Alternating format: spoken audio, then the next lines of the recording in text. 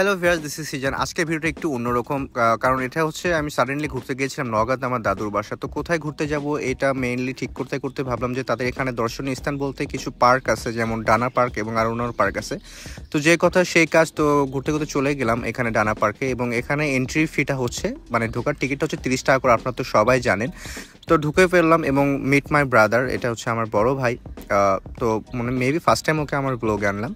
সাধারণত আমি এই ধরনের কোনো ভ্লগ করি না, বাট ভাবলাম যে গেছি যখন, একটু নওগাঁর একটা আপনাদের প্রাণের শহর নওগাঁর একটা একটা স্থান বলা যেতে পারে, তো সেটা একটু তুলে ধরলাম। তো প্রথমেই এখানকার যদি লোকেশনের কথা বলি, এই ডানার পার্কটা আগের চেয়ে অনেকটাই উন্নত হয়েছে। আমি এর আগে একবার গিয়েছিলাম পার্সোনালি, বাট ব্লগের জন্য না। তো নেক্সট টাইম এই যে এখানে এদিন গিয়ে দেখতে পারলাম যে অনেকটা ইমপ্রুভ হয়েছে এবং আরও অনেক কাজ চলতেছে এখানে। বাগানের আরও বেশ কিছু সুন্দর সুন্দর স্পট তারা আরও তৈরি করছে এবং এখানে দেখতে পাচ্ছেন একটা আলপনার কাজ চলতেছে, যেটা দেখতে বেশ সুন্দর লাগতেছে।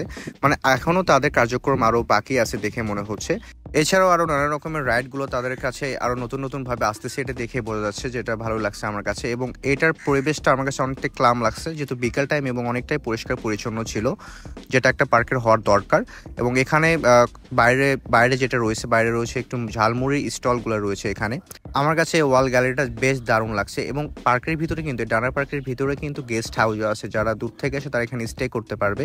তো ভাবলাম একটু কিছু খাবো, যার জন্য তার রেস্টুরেন্টের ভিতরটা একটু ভিজিট করলাম। বাট এখানে সেরকম চাইনিজ আইটেম বা থাই আইটেম ওইরকম কোনো কিছু না, মানে স্ন্যাক্স আইটেম টাইপ কিছু খাবার এখানে আছে, যেটা আমার কাছে খুব একটা বেশি ভালো লাগে না, তা খাইতে পারলাম না। বাট ভিতরের লোকেশনটা বা ডেকোরেশনটা মোটামুটি সুন্দর ছিল, একটা সেলফি বুথ ছিল। তো আরেকটু ঘুরে দেখলাম যে আশেপাশে কতটুকু তারা এরিয়া নিয়ে এই কাজটা করতেছে। তাদের কার্যক্রম এখনও আরও বাকি আছে দেখে বোঝা যাচ্ছে। তো সব শেষে চলে গেলাম সুইমিং পুলে। তাদের সুইমিং পুলে আসছি, বিকাল টাইমে একটু গোসল দিব। তো দেখতে পাচ্ছেন এটা তাদের সুইমিং পুল, আপনারা অনেকেই জানেন এখানে, আমি বেশ কয়েকবার আগে গিয়েছিলাম। এখন যেহেতু বিকাল টাইম, মানে একটু পরে তাদের হচ্ছে ক্লোজিং টাইম, তো সেক্ষেত্রে তারা নতুন করে কোনো পানি রিফিল করবে না। বাট আগের তুলনায় যদি কথা বলি, ডানা পার্কের যে এনভায়রনমেন্ট বা তাদের পানি, সুইমিং পুলে যে পানিটা ছিল, এটা অনেকটাই ইমপ্রুভ করছে। এবং তারা আমাকে বলছে যে তারা সকাল দিকে আসলে মানে একদম ফ্রেশ যেটা পানি থাকে, একদম ক্লিয়ার যেটা ক্লিন পানি থাকে সেটা পাওয়া যায়। শেষের দিকে এরকমই তাদের হয়। তো যাই হোক, একটু এনজয় করতেছিলাম।